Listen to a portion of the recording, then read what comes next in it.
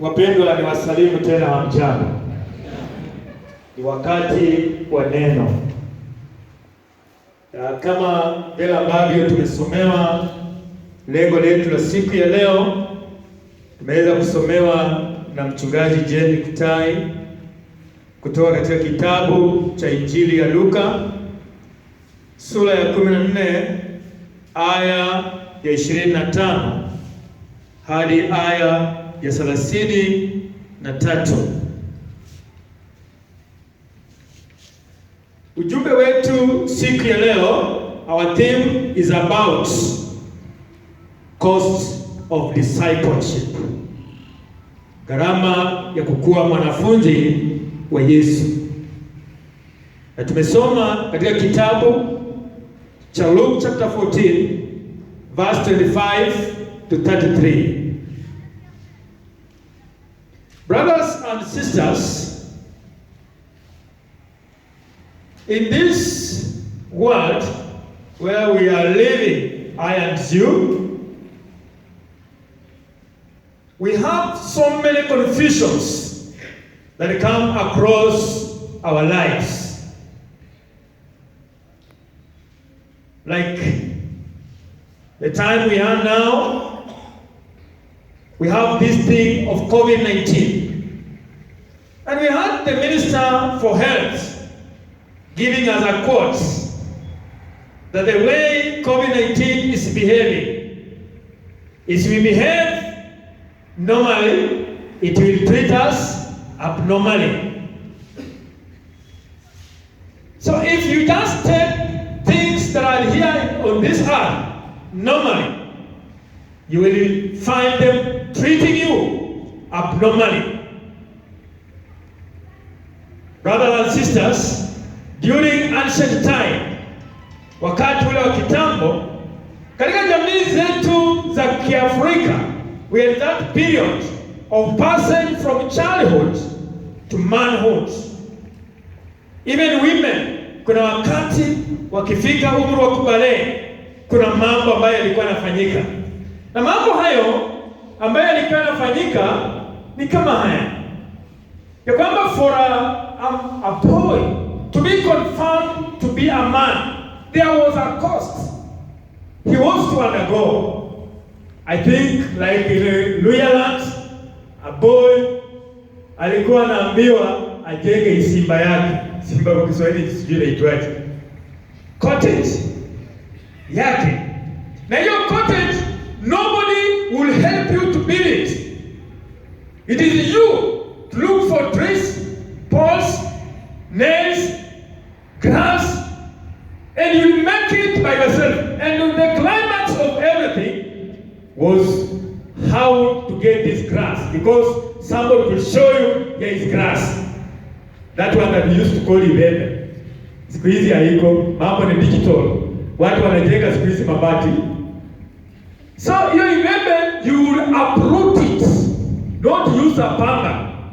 Uproot it. Na ibebe, during drought, inashika chini kushika. So you uproot it, mpaka itoke kile kitu naita ukiluya umrue kichwa. Kubwa namna hii, furushi kubwa. And wazee will come and sit there. Then you are told, you take this furushi from down up to your head without putting on your knees. Then you are proved now you are mature. In other tribes, unapata msichana anawekwa, watu wanaweza kuwekwa kupigana, wengine wanachoma kwa moto. That passes from there. And even it is part of the parts of the country, some go through circumcision, something which is very painful. A cost of becoming a mature person. So unaweza kuona mambo kama haya ya kwamba ilikuwa kwamba mtu agharamike kuona kwamba amekuwa. And we also have our professionals. Some of them we even admire about the leaders we have. Mungu angenibariki nikuwe kama fulani. But for that person to become what he is, to be called a professor, to hold to qualify to hold that position is holding, that person suffered. That person suffered. I even just a few days saw on the TV when the Minister of Education was releasing results for primary schools. Then they were narrating stories. The family were narrating stories. How these children were going through their studies. Pata mwingine anasimama mpaka kuachana soma. Watu wanalala, corona iko, wengine wanasema kwamba wamepata nafasi leisure time, natembea kwa barabara. But these ones ambao Mungu alinganisha uso zao na hekima are those who spend their leisure time sacrificing. Wanaacha hata mambo mengine yote. I want to say the sacrifice imewaletea heshima within the country. And also I want to say thank you, like where I was born, my father used to be a policeman, senior sergeant in Kenya prisons. And during those days, you will just see father at home once in a year. Maybe he used to come during December, Christmas time. And you know, that's the time you will eat chapati, nyama, and anything good. After that, you just continue with life vile kawaida. Sasa ulikuwa tunajua nyama inakuliwaga wapi? December, na chapati. So imagine, on a certain day, someone like me, I grew the church. So on that day, mimi nilikuwa na shida nafanya mazoezi ya Sunday school, drama, nyimbo, nini. Then ikifika Christmas Day, tulikuwa tunaenda kanisani at 3 p.m. siku. Ibada inaisha 7, tumetoka. Tunaenda kwa ibada ya center. Sasa huko ndo tunakutania na makanisa mengine kuoneshana ujuzi Sunday school zote. And it used to be very far, walking 30 kilometers away. Then itaisha saa moja, tunatoka huko saa moja, I'll reach home at around 11. And you know my father has come. Mbuzi imechinjwa siku hiyo. Mbuzi imechinjwa, makuku zimefanya nini? Blue band leo imepatikana, machapozi ziko. Niliona hata ikipigwa usiku. But nilikuwa narudi imefanya nini? Imeisha. Wananiambia ni mjinga. Naweza acha vitu kama hiyo naenda kujiibisha huko. But my sacrifice to God has not been in vain. That if you go in the midst of those people, somebody who can put kuku kwa meza anytime he wants, it's me. When walikuwa nakula babawe na alikufa, pengine watakulia kwa geni wengine. Lakini with me, mwenye nilikuwa na sacrifice, Mungu aliona, kwa sababu unatoka huko mvua imekunyeshea, wamemaliza hata utalala nini? Jaa tena kesho hata utakuwa mgonjwa. But I've never seen it going to them. God ameweza kurejesha. So brothers and sisters, there is cost of discipleship. That is the reason why when Jesus called some 2 people, there were some 3 people who came to Jesus and said they want to follow him.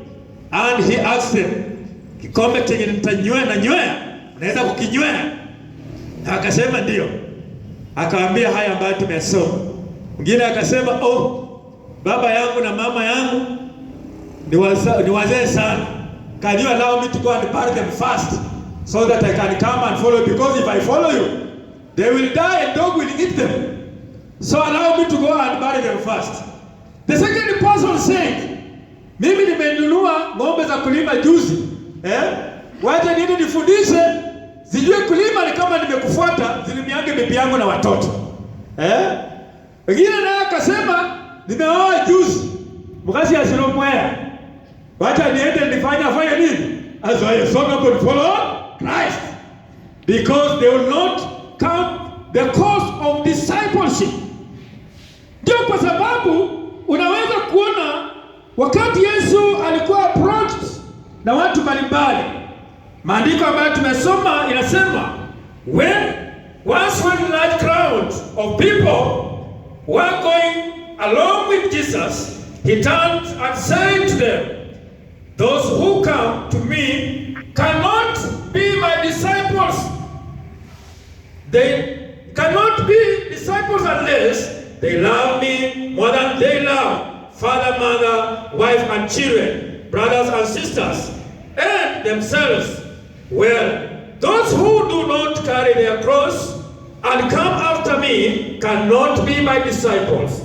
If one of you is planning to build a tower, you sit down first and figure out what it will cost to see if you have enough money to finish the job. If you don't, you will not be able to finish the tower after laying the foundation. And all who see what's happening will make fun of you. You began to build, but can't finish the job. They will say, if a king goes out with 10,000 men to fight another king who comes against him with 20,000 men, he will sit down first and decide if he's strong enough to face the other king. If he isn't, he will send messengers to meet the other king to ask for terms of peace while he's still a long way off. In the same way, concluded Jesus, no one of you can be a disciple unless you give up everything you have. Unless you give up everything you have. Praise God. So, brothers and sisters, the kingdom of God that Jesus Christ promised me and you, that we should work hard in this church here on earth. And when we become victor like himself, he will come and welcome us in his kingdom, so that where he is, we also be there together with him. This kingdom, we are building it by ourselves while we are still here on earth. Bwana Yesu asifiwe. Wewe mwenyewe juhudi ambazo unazifanya ukiwa hapa duniani, unajenga jengo lako utakaloishi wapi? Mbinguni. And that is why you can hear Paul talking to Corinthians that after life of this world, tunalo jengo takatifu kule mbinguni ambalo tutaweza kwenda. So whatever I and you is doing today in the church, we are contributing to that tent. And if we have finished the job, Jesus will come and invite us to live with him in that tent. You can remember he himself, when he was here on the earth, that position he is holding today in heaven. That position is holding today in heaven. He built himself when he was here on earth for 33 years. Alijenga mwenyewe lile jengo. You can remember at first before he came, Jesus used to stay with God in heaven. Lakini akaona every living creature is struggling, so that at the end of the day, job ya kila kiumbe itakiqualify to be put right with God. Na yeye akaona nimekaa hapa, I'm doing nothing. What can I do? Biblia inasema aliacha vyote mbinguni na akaja hapa duniani ili akaweza kutumika kama mtu mwingine yeyote. Kwa hivyo kazi ya Kristo ambaye alipitia imempa nafasi mahali alipo leo mbinguni. Bwana Yesu asifiwe. Leo anakaa mkono wa kuume kwa sababu yale ambayo aliyapitia, na aliishi maisha akiwa mwerevu, akijua any mistake you will do in this world ingeweza kumharibia katika ufalme wa nini? Wa mbinguni. And you can hear the day ambaye alifika mahali pale anabisha mbinguni. Katika kitabu cha Ufunuo anasema, mwandishi anasema, nikaona mtu anakuja kama mwanajeshi atokaye vitani. Nguo zake zimeraruliwa, mavazi yake mafaragilishwa katika damu. Nikauliza, ni nani huyu? Na yule aliyeketi kwa kiti cha enzi akajibu na kusema, huyu ni mwanakondoo ambaye amepigana na amefanya nini? Ameshinda. Bwana Yesu asifiwe.